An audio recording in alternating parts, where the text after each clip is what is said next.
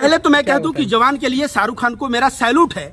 और सैल्यूट किस लिए है शाहरुख खान को, यह बात समझने जैसा है कि गोदी मीडिया सही में 9 साल में मोदी मोदी गोदी गोदी कर रहा है। शाहरुख खान 3 घंटे के फिल्म में उसने कपिल खान वाला भी इशू दिखा दिया कि बच्चे मर रहे हैं, डॉक्टर फिर क्या कर रहा है, भ्रष्टाचार का भी दिखा दिया, किसान मुद्दा भी दिखा दिया। जो काम मीडिया को करना चाहिए वह काम मीडिया नहीं कर रहा है, अभिनेता शाहरुख खान कर रहा है। कर रहा था तो लोग बोले पप्पू है, राहुल गांधी में दम नहीं है, राहुल गांधी हवा में उड़ जाएगा। मोदी जी जहां जहां भाषण दिए वहां उनका प्रत्याशी हार गया। तो इसको क्या कहा जाए, ऐसा समझना पड़ेगा कि राहुल गांधी एक बेबाक नेता और वह बहुत बड़ा कद लेके वापस आया है भारत जोड़ो आंदोलन से। और ऐसे में राहुल गांधी की छवि के सामने ना मोदी की छवि धूमिल है। और हिंदुस्तान की आजादी में मुसलमानों का बहुत बड़ा योगदान है, उसको भुलाया नहीं जा सकता। वैसे ही हिंदुओं का योगदान है, महात्मा गांधी का योगदान है, और ठीक उसी प्रकार से देखा जाए तो सिखों का योगदान है। ऐसे में देश को हिंदू मुस्लिम के नाम पे बांट के नागरिकों को गरीब करने का प्रयास किया जा रहा है। बार बार बीजेपी সাম্প্রদায়িকতা তো ছড়াচ্ছে আমাদের দেশে, আর এইসব বিষয়ে বারবার সোচ্চার হয়ে ওঠেন একদম বিহারের যুবক তরুণ রবি তার সাথে কথা ऐसा है, ऐसा समझिए मोदी मतलब देश और देश मतलब मोदी। अब आप कहेंगे मोदी जी ये कर रहे हैं, मोदी जी इतने का सूट पहन रहे हैं, मोदी जी इतने लाख का खाना खा जा रहे हैं, काजू जो है उसका रोटी खा रहे हैं, तो अंधभक्त बोलेंगे तुम देशद्रोही हो। तो पहले अंधभक्तों के दिमाग से हमें यह निकालना पड़ेगा कि मोदी बराबर देश और देश बराबर मोदी नहीं है। देश बराबर क्या है, देश के नागरिक। और देश का नागरिक किस कंडीशन में है, यह भूखा है, यह नंगा है, यह महंगाई से परेशान है, यह बेरोजगार है, चिंता से उसका कंधा झुक गया है, आवाज ठीक से नहीं निकलता। यह गरीबी का आलम है। और हम लोग अभी बोल रहे हैं कि जो है मोदी जी मोदी जी मोदी जी, तो जो भी ये अंधभक्त बोल रहे हैं समझिए वह इंडिया के लोगों के साथ गद्दारी कर रहे हैं। धर्म का नाम पे जो विभाजन चल रहा है, हिंदू मुस्लिम चल रहा है, क्या बोलेंगे इसलिए, क्या बोलेंगे? देखिए, हिंदू मुस्लिम की जहां तक बात है, पहले तो हमें इतिहास में जाके देखना पड़ेगा कि मुसलमान हिंदुस्तान की आजादी में शहादत दिए कि नहीं। शाह वलीउल्लाह ने क्या कहा था पता है, 1857 के 50 वर्ष पहले उसने कहा था कि जहां भी अंग्रेज हैं वह युद्ध का मैदान है, मरो या मारो। इस तरह का फतवा जारी किया गया मुसलमानों के द्वारा। 1857 की क्रांति में मुसलमानों से कैसा लड़ा गया आप बताइए। बहादुर शाह जफर, आपको बता दें कि उनको पूरा परिवार को मार दिया गया। उनके 2 बेटे को काट के गर्दन थाली में अंग्रेज लाता है और कहता है कि ये बताइए, बहुत मुड़ रहे थे, दमदमे में दम नहीं, अब खैर मांगो जान की, ए जफर शांत हुई तलवार हिंदुस्तान की। ऐसे में बहादुर शाह जफर कहता है कि गाजियों में बू रहेगी जब तलक ईमान की, तख्त लंदन तक चलेगी तलवार हिंदुस्तान की। तो गाजियों ने इतनी शहादत दी है, या तो हम कहते हैं कि वह देश के गद्दार थे, मर गए, वो शहीद नहीं है, यह हम नहीं कह सकते। वह मरे हैं, वो शहीद हुए हैं। और हिंदुस्तान की आजादी में मुसलमानों का बहुत बड़ा योगदान है, उसको भुलाया नहीं जा सकता। वैसे ही हिंदुओं का योगदान है, महात्मा गांधी का योगदान है, और ठीक उसी प्रकार से देखा जाए तो सिखों का योगदान है। ऐसे में देश को हिंदू मुस्लिम के नाम पे बांट के नागरिकों को गरीब करने का प्रयास किया जा रहा है। इस षड्यंत्र को हमें समझना पड़ेगा। अगर इस षड्यंत्र को हम नहीं समझे, इसका भाग बने, हम भी मुसलमानों के प्रति द्वेष रखने लगे, हिंदुओं के प्रति द्वेष रखने लगे, तो समझ जाइए कि आप भारत के नागरिक नहीं हैं। क्योंकि भारत के संविधान का पहला 3 लेटर है। पहला है समता। समता मतलब सबको एक बराबर समझो। आप नफरत करोगे तो एक बराबर कैसे समझोगे। इसलिए मैं कहूंगा संविधान को पढ़ो और प्रेम और सद्भाव के रास्ते पे चलो। हिंदू मुस्लिम करके नागरिकों को गरीब करने का काम बंद करो।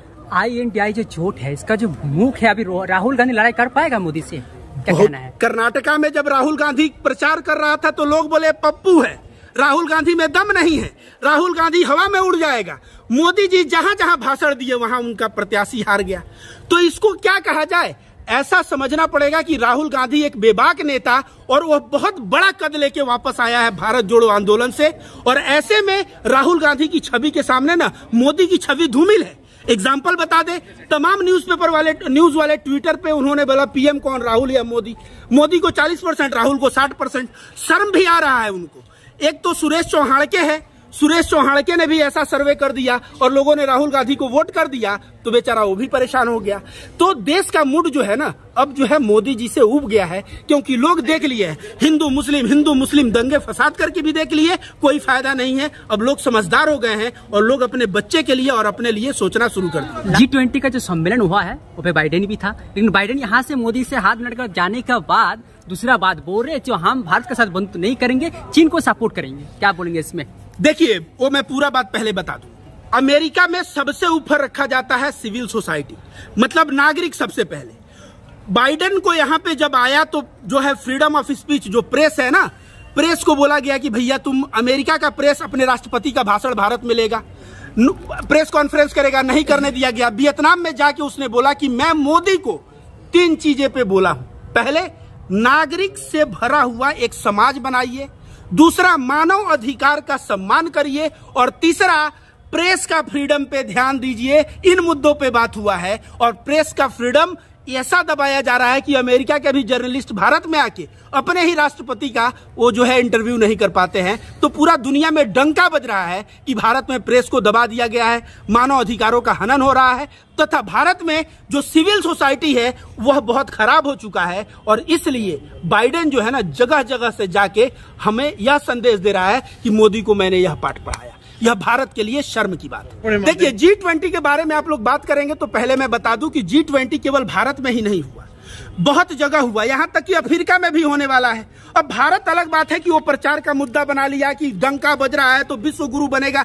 तो अगर अफ्रीका में होगा 3 साल बाद, तो अफ्रीका भी कहे हम विश्व गुरु हैं, भले वहां भूखे लोग मर रहे हैं। तो इस तरह का जो डंका बजाया जा रहा है ना कि भाई ऐसा हुआ वैसा हुआ, और एक तरफ से पर्दा डाल के बच्चों को छुपा दिया जा रहा है। तो अगर जनता को थोड़ा सा भी, इन अंधभक्तों को अगर थोड़ा सा भी बुद्धि होगा तो उनको सब समझ में आ रहा है। अगर उनको अब शर्म नहीं आ रहा है इतना पे भी, फिर भी वो मोदी मोदी मोदी मोदी कर रहे हैं, तो फ्यूचर में तैयार रहें। उनके बेटे कटोरा लेके जब भीख मांगेंगे, पढ़ नहीं पाएंगे, शिक्षा वे लोग नहीं दे पाएंगे, बेरोजगारी से जो है घर भर चिंता में रहेगा, तो इस तरह के चीजों के जिम्मेदार फिर अंधभक्त स्वयं होंगे। 15 लाख रुपए की जहां बात है, तो अभी मैं लालू प्रसाद यादव बिहार से हूं, भाषण दे रहे थे, बोले कि मैं अपना भी खाता खुलवा लिया, बेटे का भी खाता खुलवा लिया, सबका खाता खुलवा लिया कि 15 लाख आएगा, और धोखा हो गया। क्योंकि लालू का परिवार 11 परिवार है और 15 लाख मतलब कई करोड़ का नुकसान हो गया। तो लालू यादव यह मंच से बात बोल रहे हैं। तो मोदी जी जो है ना, 15 लाख की जो बात किए थे ना, उनके एक साथी हैं अमित शाह, वह कुछ दिन बाद ही आके बोले थे, तो जुमला था। तो इनके बातों पे कोई भी भरोसा अगर कर लेना, वो बोलेंगे हम सोनार बंगला कर देंगे, विश्व गुरु कर देंगे, फलाना ढेकाना कर देंगे, और बाद में कोई आके कहेगा क्या वोट दे दिया आप लोगों ने, ये तो जुमला था। तो जनता को समझना पड़ेगा कि हमें क्या करना चाहिए। पहले तो मैं कह दूं कि जवान के लिए शाहरुख खान को मेरा सैल्यूट है।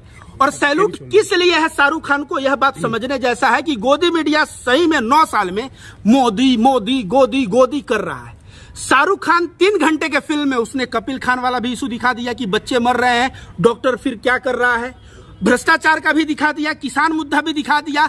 जो काम मीडिया को करना चाहिए वह काम मीडिया नहीं कर रहा है, अभिनेता शाहरुख खान कर रहा है। और इसीलिए जवान फिल्म, आपको बता दें कि 520.45 करोड़ एक वीकेंड का रिकॉर्ड है, सिर्फ 4 दिन में 1 वीकेंड का रिकॉर्ड है। और यह रिकॉर्ड कोई और नहीं बनाया, शाहरुख खान ने बनाया। तो शाहरुख खान शुरुआत से बहुत ही बेबाक रहा है और सरकार का पोल खोलता रहा है।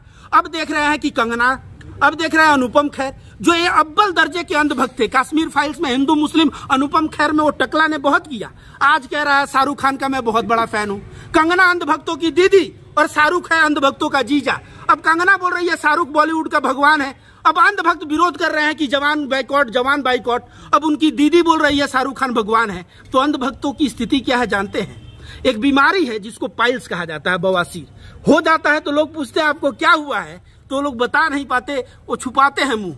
ऐसे में अंधभक्त अपना मुंह छिपाते फिर रहे हैं और शाहरुख खान का सही में डंका बज गया है। G20 में इंडिया गठबंधन, सभी नेताओं का इंडिया गठबंधन का एक ही भाषण है, हमारा नुकसान हो जाए लेकिन देश बचना चाहिए। ये लालू यादव ने भी कहा, अरविंद केजरीवाल ने भी कहा, राहुल गांधी ने भी कहा। तो लोग जो है अपने सीटों की कुर्बानी देके देश को बचाने को तैयार हैं। और जब अपने सीटों की कुर्बानी देने को लोग तैयार होते हैं ना, तो गठबंधन लंबा चलता है। या जो चोट हुआ है उसमें कोई दलित का कोई संगठन नहीं चोट, इसमें क्या असर पड़ेगा? देखिए, बहुत ही दुर्भाग्यपूर्ण है। इंडिया गठबंधन में मायावती, चंद्रशेखर रावण और तमाम ऐसे बाबा साहब अम्बेडकर के जो पोते प्रकाश अम्बेडकर हैं, इनको लेना चाहिए और आके सामने से लेना चाहिए। क्योंकि जब तक भारत में दलितों का उत्थान नहीं होगा तब तक भारत का उत्थान नहीं होगा। तो इंडिया गठबंधन ये लोग नाम रख के अगर दलितों को इग्नोर कर रहे हैं तो यह इनकी सबसे बड़ी भूल है।